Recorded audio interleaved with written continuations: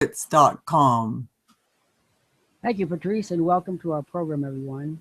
Christmas presents are a part of our life, and Christmas is a time in which to reflect upon the past, think about the present, and dream about the future. And in this article, which is written for our members at Writers' Secrets, I show you how to take presents and turn them into an emotional roller coaster. I want you to pay very close attention as I speak to this. This is truly the way Christmas is for most people. On the getting and giving of Christmas presents. I started and just about finished my Christmas shopping last night, December 14th. That is the anniversary of the death of Queen Victoria's much-loved husband, Prince Albert, and is the only day of any year when the public can view his mausoleum at Frogmore on the grounds of Windsor Castle. The great Queen is also buried there. I went once on a rainy day many years ago to see and found she had gone to the greatest possible lengths to make sure she was ready for him, for comfort, for the anticipated blissful ages to come. Prince Albert is on my mind today because he is most probably the man who launched in England the idea of the Christmas tree. And once he had done so, loyalists in the empire in which the sun never set felt obliged to have Christmas trees too, even former imperial colonies like our great republic. Prince Albert brought the idea from his Picayune principality, Saxe-Coburg-Gotha. If it had been up to them, the idea of Christmas trees would have stayed German, insignificant, and parochial. But Queen Victoria ruled over half the world, and her prince ruled over her. He liked Christmas trees. Indeed, he liked all things that were family-oriented and allowed him to drop a sentimental tear or two. Thus, Victoria liked Christmas trees. It was the royal couple's gift to the world. I am glad. I do like the things with all their trimmings and especially their fresh pine scents. Besides, all the presents do look nice, artfully arranged under the tree, don't they?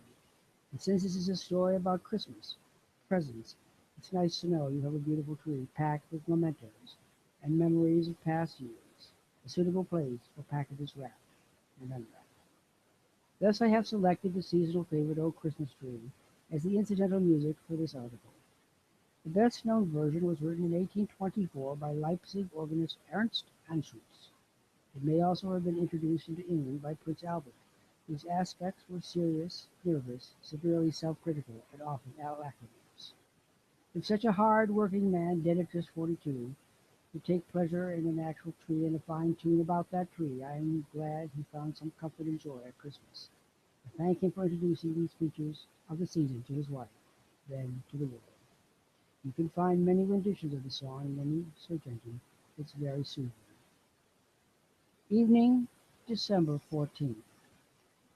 I am a person who has absolutely no Christmas spirit at all until I set about the important business of selecting gifts for my chosen ones.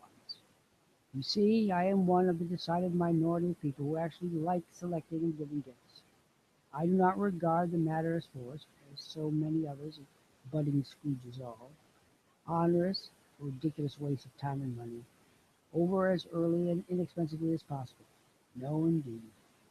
I grew up in an Illinois home, part of the famous baby boom generation, which has, since its inception, had such a pronounced effect on manners and morals.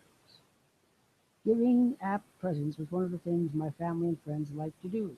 Even Grandpa Walt, who could be notoriously crusty about such matters, especially if the spending of money was involved, as with Christmas it always was.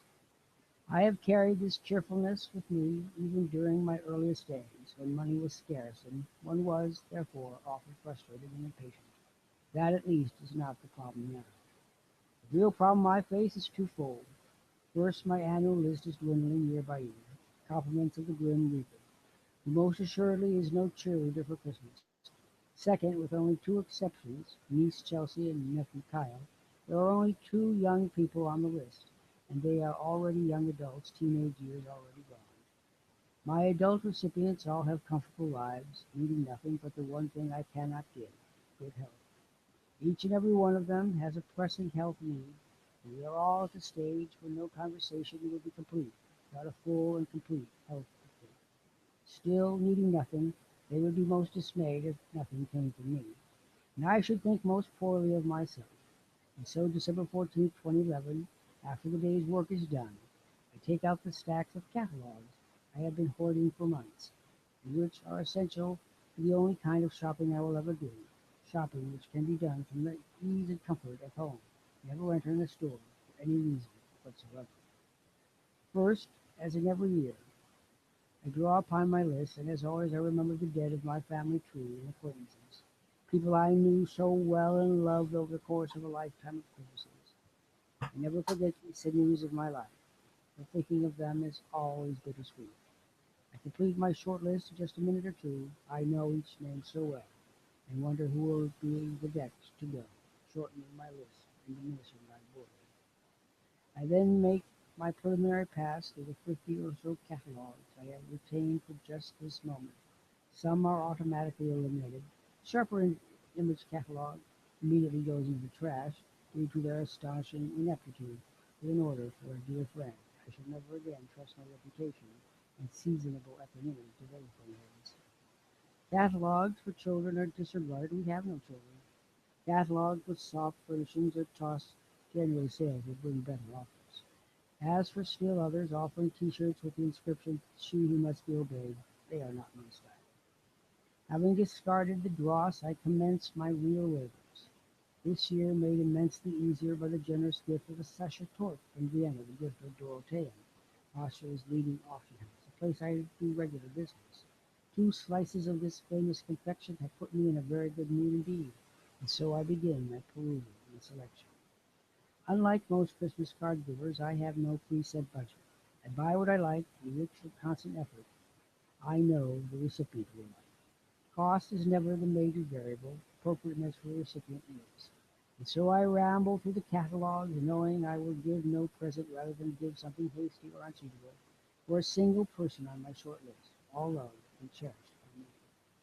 Yet except for Kyle, who can be difficult, I find over the course of the next 3 to 4 hours presents that I like, that I feel sure my recipients will like too.